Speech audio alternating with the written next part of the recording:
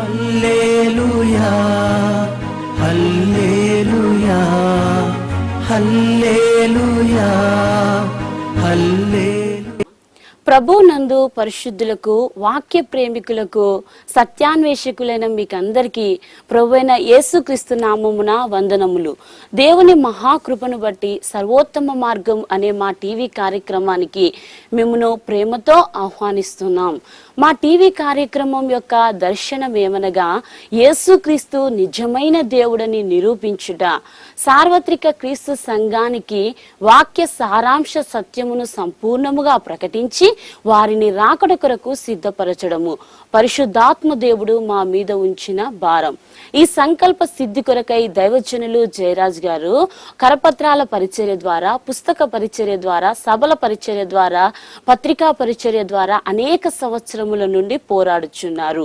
ఈ యొక్క దర్శనము కలిగిన ప్రతి ఒక్కరు కూడా మాతో సహకరించగలరని మనవి చేస్తున్నాను. ఈ సమయంలో దైవజనులు జయరాజ్ గారు వాక్య సందేశం అందించి మీ అందరి కొరకు ప్రార్థన చేసేదారు. దయతో శ్రద్ధగా ఆలకించగలరు.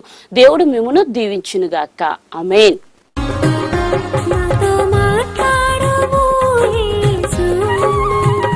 నన్ను బలపరచుము ప్రభువా, నన్ను స్థిరపరచుము దేవా, నన్ను దీవించదిగిరమ్ము, నన్ను దీవించదిగిరమ్ము, నాతో మాట్లాడుము యేసు. ప్రభునందు ప్రియులారా, మీరందరూ బాగున్నారా? మీ కొరకు మేము ప్రార్థన చేస్తున్నాం. మీరు పంపుతున్నటువంటి మరి ప్రార్థన అవసరతలు మా ప్రేయర్ టీం వారు జ్ఞాపకం చేస్తున్నారు. ప్రార్థనలో మరి ప్రతి ఉత్తరాలకు మరి మీరు రాసే ప్రతి ప్రార్థన అవసరతను మేము ప్రార్థన చేస్తూ ఉన్నాం. పిల్లరా, మీ కొరకు మేము ఉన్నాం.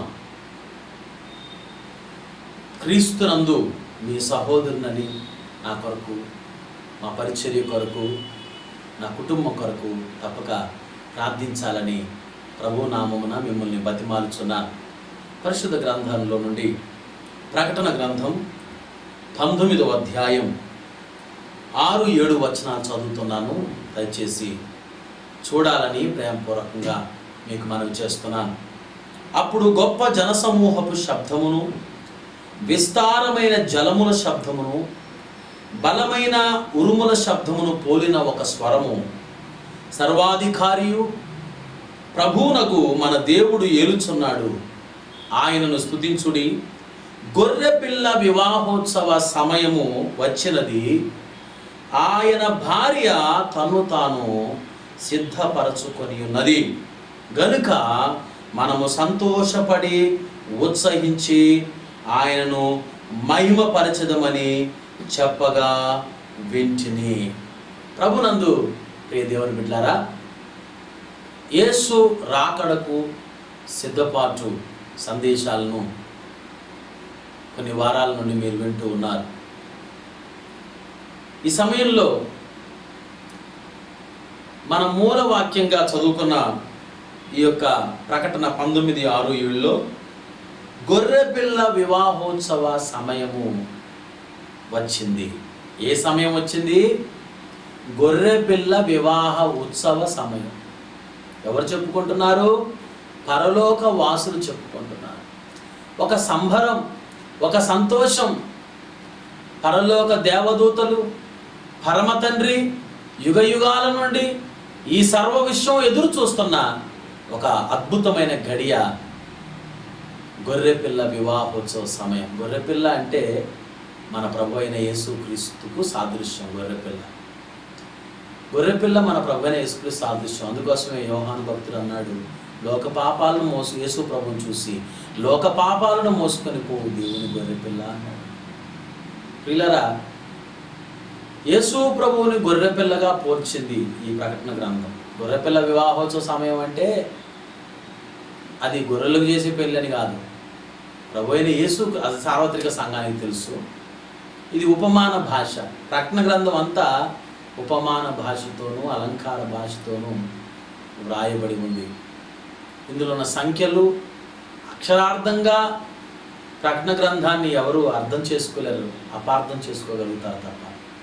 అర్థం చేసుకోవాలంటే ఈ అలంకార భాష, ఉపమాన భాష, మరి సాదృశ్య భాషను మనం అర్థం చేసుకోవాలి.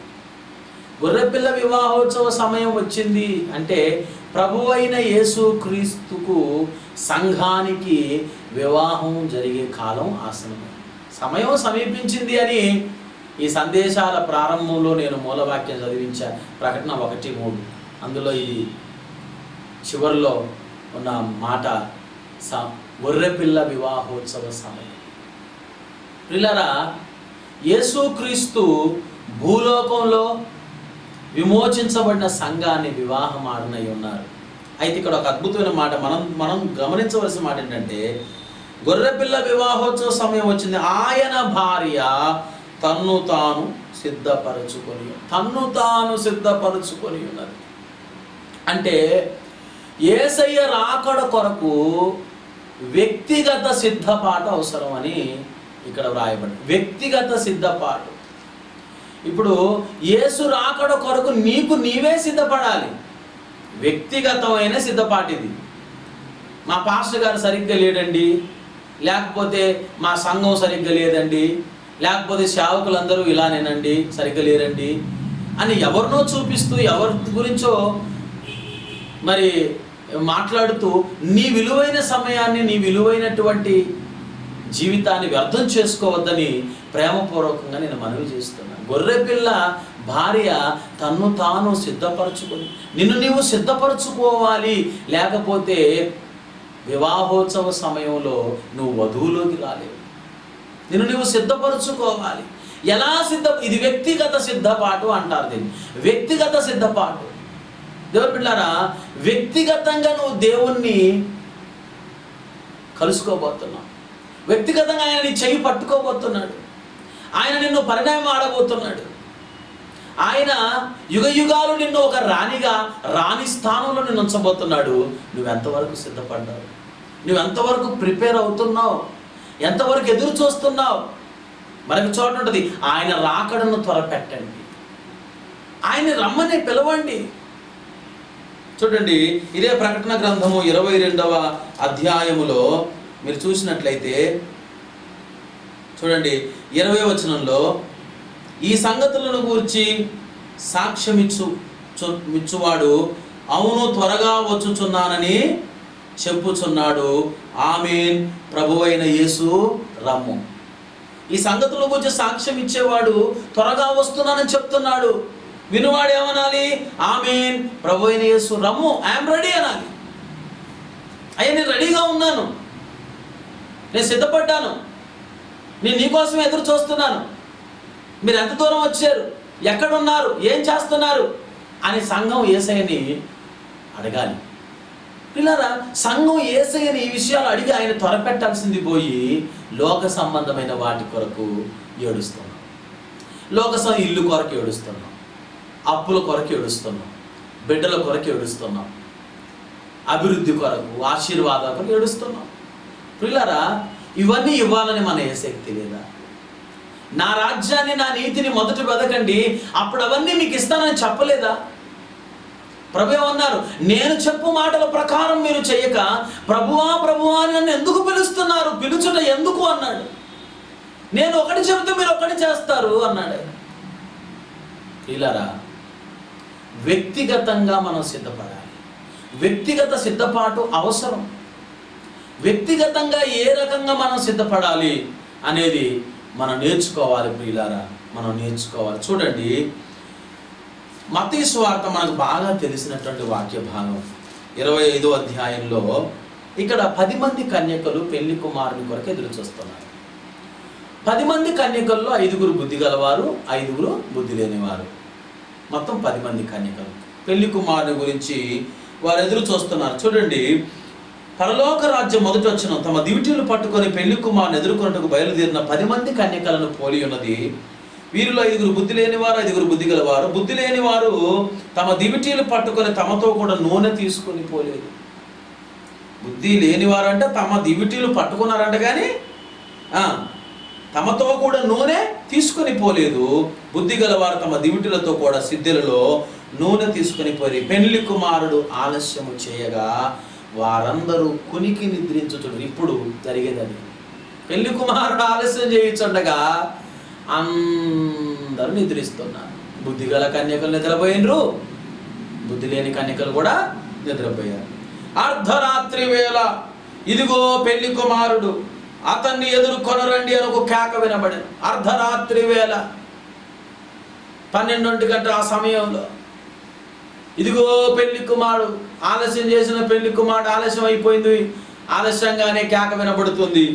ఇదిగో పెళ్లి కుమారుడు, ఆయన ఎదుర్కొనరండి అని కేక వినబడిన. అప్పుడు ఆ కన్యకలందరూ లేచి తమ దివిటీలు చక్కపరచరు కానీ బుద్ధి లేని ఆ కన్యకలతో మా దివిటీలు ఆరిపోవచ్చున్నవి కనుక మీ నూనెలో కొంచెం మాకిడని బుద్ధి గల వారిని అడిగిరి. అందుకు బుద్ధి గల కన్యకలు మాకును మీకు చాలదేమో, మీరు అమ్మవారి ఎదుగు పోయి కొనుక్కొని చెప్పి వారు కొనబోవచ్చుండగా పెళ్లి కుమారుడు వచ్చినప్పుడు సిద్ధపడి ఉన్నవారు అతనితో కూడా పెండ్లి విందుకు లోపలికి పోయి అందరూ తలుపు వేయబడిన. ఆ తర్వాత తగిన కన్యకలు వచ్చి అయ్యా అయ్యా మాకు తలుపు తీయమని అడగగా అతను మిమ్మల్ని ఎరగనని మీతో నిశ్చయంగా చెప్పుచున్నాను, ఆ దినమైన నా గడియను మీకు తెలియదు కనుక మెలకువగా ఉండండి. ప్రియులారా, సిద్ధపడిన వారు పెళ్లి కుమారునితో విందులోకి వెళ్ళిపోయారు. పిల్లారా, ఇక్కడ చూడండి, అందరూ ఎదురు చూశారు కానీ అందరూ యేసయ్యతో లోపలికి వెళ్ళలేకపోయారు. సగానికి సగం మంది విడిచిపెట్టబడ్డారు. సగం మంది లోపలికి వెళ్తే సగం మంది బయట ఉండి అయ్యా అయ్యా మాకు తలుపుతీ అయ్యా, మాకు తలుపుతీ అయ్యా అన్నప్పుడు ఎవరు మీరు? అయ్యా నీ కొరకు ఎదురు చూసిన కన్యకలం, మీరెవరో నాకు తెలియదు, వెళ్ళిపోండి అక్రమం చేసేవాళ్ళారా. వీళ్ళారా, ఇక్కడ చూడండి, వారు పెళ్లి కుమారుడు ఆలస్యం చేస్తున్నాడని కొనికి నిద్రిస్తున్నారు, మంచిదే. కానీ వారు లేచినప్పుడు తమ దివిటీలలో పోసుకోవడానికి నూనె లేదని వారు గ్రహించారు. ఇక్కడ సిద్ధపడి ఉన్నవారు లోపలికి పోయినది చూడండి కదా. సిద్ధపడి ఉన్నవారు 10వ వచనం, వారు కొనబోచునకు పెళ్లి కుమారుడు వచ్చిన అప్పుడు సిద్ధపడి ఉన్నవారు అతనితో కూడా పెళ్లి విందుకు లోపలికి పోయి. సిద్ధపడి ఉన్నవారు, సిద్ధపడకుండా ఉన్నవారు. సిద్ధపడటం అంటే ఏంటి? ఇది సిద్ధపడటం అంటే ఏంటి? ఏ రకంగా సిద్ధపడాలి? సిద్ధపడటం అంటే ఏంటి? సిద్ధపడండి అంటే ఎట్లా సిద్ధపడేది? సిద్ధపడటం. ప్రియులారా, ఇక్కడ కన్యకులు అని ఉంది. కన్యకులు అంటే, కన్యక అంటే పరిశుద్ధురాలు అని. ఇక్కడ ఉన్న 10 మంది కన్యకలే, అంటే 10 మంది పరిశుద్ధులు. వారి యొక్క అపరిశుద్ధను బట్టి కాదు, బుద్ధి లేని వారంటే అపరిశుద్ధులని కాదు, వారిలో ఉన్న ఆత్మీయ లోటు వారు సరి చేసుకోకుండా. చూడండి, వారు దివిటీలు ఉన్నాయి కానీ దివిటీల్లో నూనె తీసుకొని పోలేదంటండి. అంటే నూనె తీసుకొని పోలేదంటే ఏంటి అర్థం? వచ్చేస్తాడులే ఎందుకులే అని.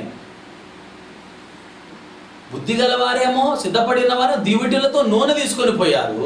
బుద్ధి లేని వారు దివిటీలతో నూనె తీసుకొని పోయారు. అంటే నూనె ఉంది, వారికి అందుబాటులో నూనె ఉంది కానీ వారు ప్రయాసపడలేదు ఆ నూనెని సంపాదించుకోవడానికి. పిల్లలు, నేను ఒకటి విషయం చెప్తాను. ఇక్కడ వారు సిద్ధపడటానికి, వ్యక్తిగతంగా సిద్ధపడటానికి అవకాశం ఉందా లేదా? అంటే వాళ్ళ అర్ధరాత్రి నూనె కొనుక్కోవడానికి కూడా వాళ్ళ దుకాణాలు, మీరు కొనువారి దగ్గరికి వెళ్ళండి, మీకు ఇది సాలదేమో అని బుద్ధిగల కన్యకలు అన్నారు. అంటే అప్పటికి కూడా షాపులు ఓపెన్ అయ్యే ఉన్నాయి. అంటే ఇక్కడ అనేది ఏంటంటే, పిల్ల ఆత్మీయ భాషలో నువ్వు ఎదగడానికి 24 hours నువ్వు ఎప్పుడైనా ప్రభుత్వ సహవాసం చేయొచ్చు, లేఖనాలను ధ్యానించవచ్చు, వాక్యాన్ని నీ అనుభవంలోకి తెచ్చుకోవచ్చు, ఎనీ టైం నీకు ప్రిపేర్ అవ్వడానికి అవకాశం ఉంది. కానీ బద్ధకం, సోమరితనం, ఎదగాలనే ఆశ లేదు. ఒక యవనస్తుడు యేసు ప్రభు దగ్గరికి పరిగెత్తుకొని వచ్చాడు, సద్బోధకుడా, నిత్య జీవమునకు వారసుడనగుటకు నేనే మంచి కార్యం చెయ్యాలి అని అన్నాడు. అంటే ప్రభు అన్నారు, ఆజ్ఞలు ఉన్నాయి కదా వాటిని పాటించన్నాడు. ఓహో, ఆజ్ఞలు చిన్నప్పటి నుండే పాటిస్తున్నాను, ఇక నాకేం కొదువ అన్నాడు. నీకు ఇంకొకటి కొదువగా ఉన్నది, నీవు వెళ్ళి నీ ఆస్తినంతటిని అమ్మి బేదలకు పంచిపెట్టుము, నీవు వచ్చి నన్ను వెంబడించుము అన్నాడు.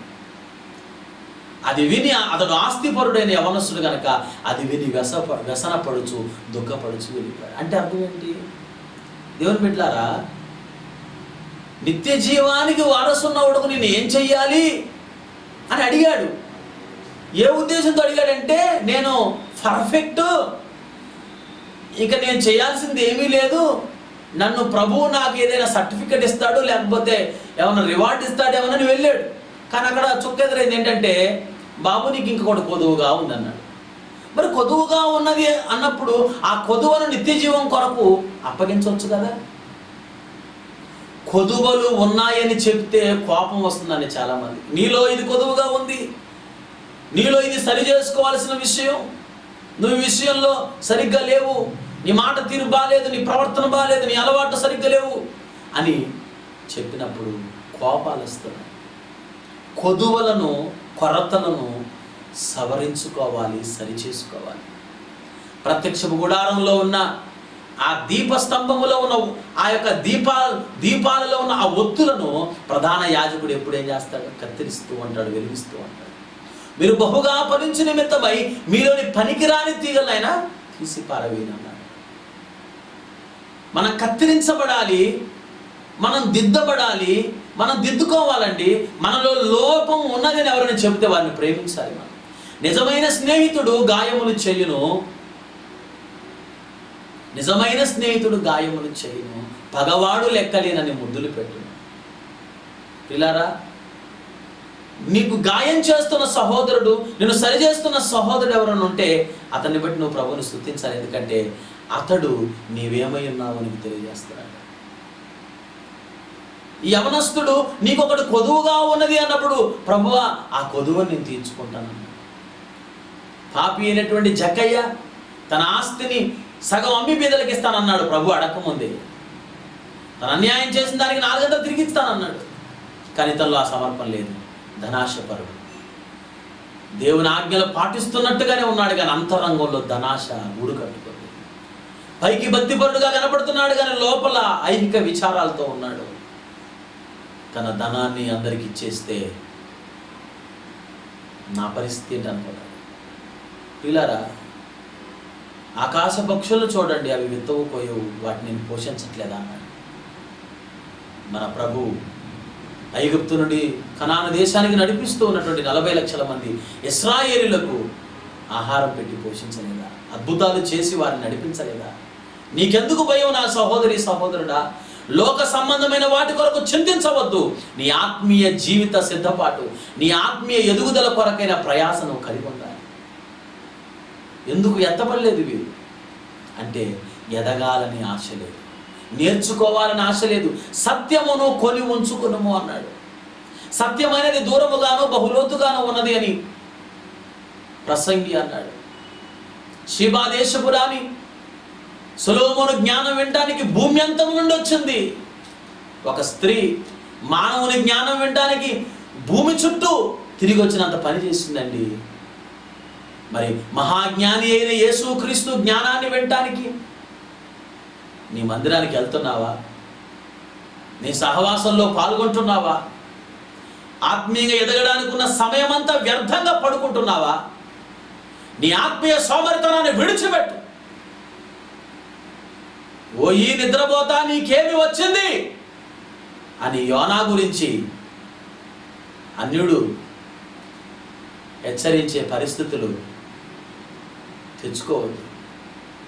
యోనా ఒక గొప్ప ప్రవక్త, ఒక అన్యుడైన సహోదరుడు. ఓ ఈ నిద్రపోతా నీకేమొచ్చిందయ్యా?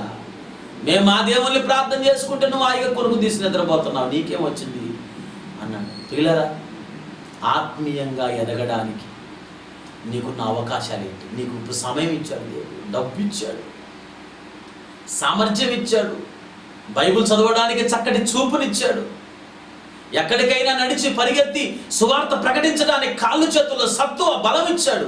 ఏమైంది నీకు? ఆయన కొరకు పని చేయలేని స్థితి ఏంటి? ఇది ఎక్కడి నుండి వచ్చింది ఈ సోమరితనం? నా ప్రియమైన దేవుని బిడ్డ, నీ దీపాన్ని ఆర్పివేయడానికి సాతాను చూస్తున్నాడు. నీ జీవితాన్ని భ్రష్టత్వంలోకి నడిపించాలని సాతాను చూస్తున్నాడు. నువ్వు పొందవలసిన ఆ నిత్య మహిమను వాడు పోగొట్టుకున్నాడన్న కసితో నువ్వు కూడా పోగొట్టుకోవాలని చూస్తున్నాడు. గొర్రె పిల్ల వివాహోత్సవ సమయం వచ్చింది. ఆయన భార్య ప్రిపేర్ అవుతుంది, తను తాను సిద్ధం చేసుకుంటుంది. మరి మనం సిద్ధపడుతున్నామా? ఇక్కడ సిద్ధపడటం అంటే చెప్పాను, ఎదగాలి అనే కోరిక నీలోనికి రావాలి. ఎదగాలి, ఎదగాలి. దేవుని బిడ్డ, ఎదగాలనే కోరిక నీకు ఉండాలి. నిత్య విద్యార్థిగా నువ్వు శిష్యుడు, దేవునికి అభిమానులు కాదండి కావాల్సింది, శిష్యులు కావాలి. ప్రభువైన యేసు అన్నాడు, మీరు సర్వలోకానికి వెళ్ళి సర్వ సృష్టికి సువార్త ప్రకటించండి, సమస్త జనులను శిష్యులుగా చేయగలరు. ఆయనకు శిష్యులు కావాలి. ఆయన చిత్తాన్ని ఈ భూమి మీద నెరవేర్చేవారు కావాలి. నువ్వు చేయలేవు, నేను చేయలేను. ఈ ఆత్మీయ యాత్ర మనం కొనసాగించలేం, కానీ పరిశుద్ధాత్మ శక్తి ద్వారా మనం దేనైనా చేయగలం. నన్ను బలపరచువాలి అందే నేను సమస్తమును చేయగలను. అవునా లేదా? నువ్వెందుకు నేను సాక్ష్యం ఇవ్వలేను అంటున్నావు, వాక్యం చెప్పలేని అంటున్నావు, ప్రార్థన చేయలేని అంటున్నావు? ఎదగాలనే కోరిక నీలో లేదు సహోదరుడు, ఆ సహోదరి. ఎదగాలనే కోరిక తెచ్చుకో ముందు. ఆ పరిశుద్ధాత్మ నిత్య జీవం కొరకైన ఓట నీలో రగిలిస్తుంది. ఎదగాలనే కోరిక ఆ యవనస్తుల్లో లేనందువలన అతడు నరకపాత్రుడయ్యాడు. పరిశుద్ధంగా బ్రతికిన వాళ్ళందరూ కూడా పరలోకానికి వస్తారని గ్యారంటీ లేదండి. అంటే కేవలం పరిశుద్ధతయే చాలు అనుకోవద్దు. చూడండి ఒకసారి ఎఫెసీ పత్రిక చూడండి. ఎఫెసీ పత్రిక 4వ అధ్యాయము 13వ వచనం. పరిశుద్ధులు సంపూర్ణులగునట్లు క్రీస్తు శరీరము క్షేమాభివృద్ధి చెందుటకు పరిచర్య ధర్మము జరుగుటకు ఆయన కొందరిని అపోస్తలుగాను అన్న ఆ పరిచర్య వివరాలు తెలియజేశారు. పరిశుద్ధులు ఏం కావాలి? సంపూర్ణులు కావాలి. పరిశుద్ధులు సంపూర్ణులు కావాలి. పరిశుద్ధత ఒక్కటే సరిపోదు నాయన. పరిశుద్ధంగా ఉన్నావు, ఎత్తపడతావు అనుకోవద్దు. ప్రభువు నీ ముందు ఎక్కమన్న మెట్టును నువ్వు ఎక్కాలి, వెళ్ళమన్నంత దూరం వెళ్ళాలి. ఇక రక్షణ పొందేశాను, నా పాపాలు కడిగేయబడ్డాయి, పరిశుద్ధాత్మ నాలోకి వచ్చాడు, ఇంకా నేను ఏ విధంగా ఉన్నా పర్వాలేదు అనుకోవద్దు. పరిశుద్ధులు సంపూర్ణులు కావాలి. అందుకోసమే యోధా పత్రికలో మనం చూసినట్లయితే, ప్రకటన గ్రంథం ముందుంది యోధా పత్రిక చూడండి 20వ వచనం. ప్రియులారా, మీరు విశ్వసించు అతి పరిశుద్ధమైన దాని మీద మిమ్మును మీరు కట్టుకొనుచు పరిశుద్ధాత్మలో ప్రార్థన చేయుచు నిత్య జీవార్థమైన మన ప్రభువుకు యేసు క్రీస్తు కనికరము కొరకు కనిపెట్టచ్చు. ఎలా కనిపెట్టాలి? నిత్య జీవార్థమైన మహిమ కొరకు ఎలా కనిపెట్టాలి? నువ్వు పరిశుద్ధాత్మలో ప్రార్థన చేయటం నేర్చుకోవాలి. నువ్వు విశ్వసించే అతి పరిశుద్ధమైన దాని మీద నీ జీవితాన్ని, వాక్యం అనే పునాదుల మీద నీ జీవితాన్ని కట్టుకోవాలి. కొంతమందికి వాక్యమే అవసరం లేదు, ఎప్పుడు పాటలే కావాలి. పిల్లరా, పాటలు అవసరమే. బైబిల్లో పాటలు 150 కీర్తనలు ఉన్నాయి, అవసరమే. కానీ మిగతా 65 గ్రంథాలు ఉన్నాయి. కీర్తనలో ఒక గ్రంథం, అలాగే ఇంకా 65 పుస్తకాలు ఉన్నాయి. ఎక్కువ వాక్యం. పాటలు కొంతమందికి పాటలు వినడానికి మూడు ఉంటుంది, కానీ వాక్యం వినడానికి మాత్రం ఆసక్తి, లేచిపోతారు కొంతమంది. ఈ మ్యూజిక్ వాళ్ళు ఎక్కువ, చాలామంది మీ పాటల వరకు ఉంటారు, ఆ తర్వాత లేచిపోతారు, మళ్ళీ ఉండరు. ఇదేంటండి? పాటలు పాడే వారలారా, వాక్యం మీలో ఉందా? వాయిద్యం వాయించే వారలారా, వాక్యం మీలో ఉందా? వాక్య సేవకులనే మాట లూకా సువార్తలో ఉంది. వాక్యం, క్రీస్తు వాక్యం మీ హృదయంలో ప్రతిష్ఠించబడాలి. ప్రియులారా, అతి పరిశుద్ధమైన దాన్ని, అంటే మీరు ఎదగాలనే కోరిక అది లేకపోతే మీరు సిద్ధపడినట్టుగా ఎదగాలి. ఎంత ఎత్తుకు? ఎక్కలేని ఎత్తైన కొండ ఎక్కించుము నన్ను పరిశుద్ధ కొండ, ఎక్కలేని ఎత్తైన కొండ ఎక్కించుము నన్ను పరిశుద్ధ కొండ, చక్కని ప్రభుని మోము చూడా, చక్కని ప్రభు నీ మోము చూడా, నీ కొరకే వెదికేను దేవానా, ఒకసారి కనిపించరావా, ప్రభు మోర వినవా, ప్రభు మోర వినవా అని ఈ పాట భక్తుడు రాసుకున్నాడు. ఎక్కలేని ఎత్తైన కొండ ఎక్కించుము నన్ను పరిశుద్ధ కొండ. దేవుని బిడ్డ, ఎక్కాలని ఆశ, ఎదగాలని ఆశ, నీలోని లోపాలను చూసుకొని సరి చేసుకోవాలని ఆశ. ఇదే సిద్ధపాటు అంటే. ఇంకా ముందు అనేక సత్యాలు మనం నేర్చుకుందాం. ఈ పరంపరలో మీరు నా కొరకు, ఈ సందేశాల కొరకు ప్రార్థన చేస్తూ ఉండండి. లక్షలాది మంది ప్రజలకు ఈ సందేశాలు వినిపించాలి. మీ వంతు సహకారాలు అందిస్తూ రండి. ప్రార్థన చేద్దాం. అందరూ తలలు వంచండి. మహాపరిశుద్ధుడా, ప్రేమ కలిగిన తండ్రి, నాయనా నీకు వందనాలు చెల్లిస్తున్నాను ప్రభువా. తండ్రి, నీ భార్య తన్ను తాను, గొర్రెపిల్ల భార్య తన్ను తాను సిద్ధపరుచుకొని ఉన్నది అనేటువంటి మాటను మేము విన్నాం ప్రభువా. అయ్యా, ఈ మాటలు విన్న ప్రతి ఒక్కరూ వధువులో భాగంగా నాయన వారిని వారు సిద్ధపరచుకునే భాగ్యం దయచేయమని ప్రార్థన చేస్తున్నాను తండ్రి. సహాయం చేయమని ప్రార్థిస్తున్నాను నాయన. ఒక యవనస్తుడు పరిశుద్ధంగా బ్రతికి ఒక్కటి కొదువుగా ఉంది, దాన్ని సరిచేసుకోలేనందున వెళ్ళిపోయాడు ప్రభు నరకానికి. తండ్రి, యేసయ్య, ఈ లోకంలో ఎంతో మంది పరిశుద్ధులు ఉన్నారు. యేసయ్యని ఆయన రక్తాన్ని ఆశ్రయించినందున వాళ్ళందరూ తప్పిపోతున్నారు నాయన. తండ్రి ప్రభువా, ఏ విషయంలో మేము ఎదగాల్సి ఉందో దాన్ని మాకు చూపించండి తండ్రి. మీ వాక్యంలో ఉంది ప్రభువా, పునాదులు పాడైపోగా నీతిమంతులు ఏమి చేయగలరు? వ్యక్తిగతంగా ఎవరికి వారు సిద్ధపడాలి తండ్రి. ఎవరికి వారు ప్రార్థించగలరు, ఎవరికి వారు వాక్యం చదవగలరు, ధ్యానించగలరు, ఎవరికి వారు ఆత్మీయ జీవితంలో అతి పరిశుద్ధమైన దాని తమ మీద కట్టుకోగలరు.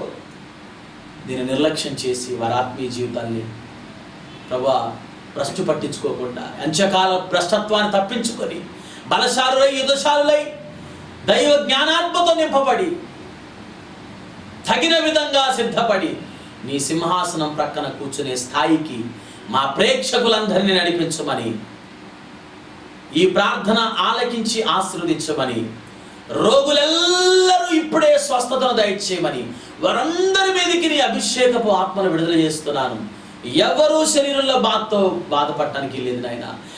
ఎటువంటి తలనొప్పి అయినా అది తొలగిపోను గాక, ఎటువంటి బాడీ పెయిన్స్ అయినా తొలగిపోను గాక, ఎటువంటి బలహీనపరిచే శక్తితో బాధపడతా దాన్ని తొలగిపో మన ఆజ్ఞాపించున్నాను. ఇప్పుడే యేసు క్రీస్తు నామములో బిడ్డలకు నెమ్మది దయచేయండి. లోక సంబంధమైన వాటి గురించి చింతించక, పరలోక సంబంధమైన వాటి గురించి చింతించినట్లుగా మీరు చేయండి అయ్యా. భూ సంబంధమైన వాటి గురించి నిరీక్షించక, పర సంబంధమైనటువంటి నిత్య జీవము నిత్యము ఉండే వాటి కొరకు తప్పించే ఆశించే బిడ్డలుగా ఆస్వాదించండి. విడుదల పలుకుతున్నారు, ఆశీర్వాదాలు పలుకుతున్నారు. ఏ ఆశీర్వాదం కొరకు టీవీల ముందు కూర్చొని భారంతో ప్రార్థనలు ఏకీపిస్తున్నారో వారందరి మీదకి ప్రభువాని యొక్క కృపను విడుదల చేస్తున్నాను నాయన. వివాహాల కొరకు ఎదురు చూస్తున్న బిడ్డలకు మంచి వివాహాలు జరిగించాలి, సంబంధాలు నడిపించండి. ఉద్యోగాలు లేని బిడ్డలకు చక్కటి ఉద్యోగాలు తండ్రి తండ్రి ప్రభువా. అయ్యా తండ్రి, ఏ బిడ్డలైతే ప్రభువా ఈ లోక సంబంధమైన వాటి కొరకు చింతిస్తున్నారో అవి అన్నింటి కూడా మీరు ఇవ్వండి తండ్రి. యేసుక్రీస్తు నామములో వారు నీ వైపు చూసినట్టుగా సహాయం చేయండి. వీరి నావ తండ్రి కొట్టుకుపోకుండా చక్కగా సురక్షితంగా తీరం చేరే ఆధ్యాత్మికమైనటువంటి నావలో, యేసయ్య నావలో ముందుకు సాగే భాగ్యం దయచేయమని, నీ బిడ్డలను ఆశీర్వదించమని, ఇప్పుడే బ్లెస్ చేయమని, ఈ ప్రోగ్రామ్స్కి స్పాన్సర్ చేస్తున్న బిడ్డల్ని ఆశీర్వదించమని అయ్యా. ప్రతి ప్రభు బిడ్డను పేరు పేరు నీ చేతికి అప్పగించుకుంటూ యేసుక్రీస్తు నామములో ప్రార్థన వేడుకుంటున్నాం ప్రియ పరలోకపు తండ్రి. Amen, amen. God bless you. దేవుని కృప మీకు తోడైండునుగా. హల్లెలూయా, హల్లెలూయా, హల్లెలూయా.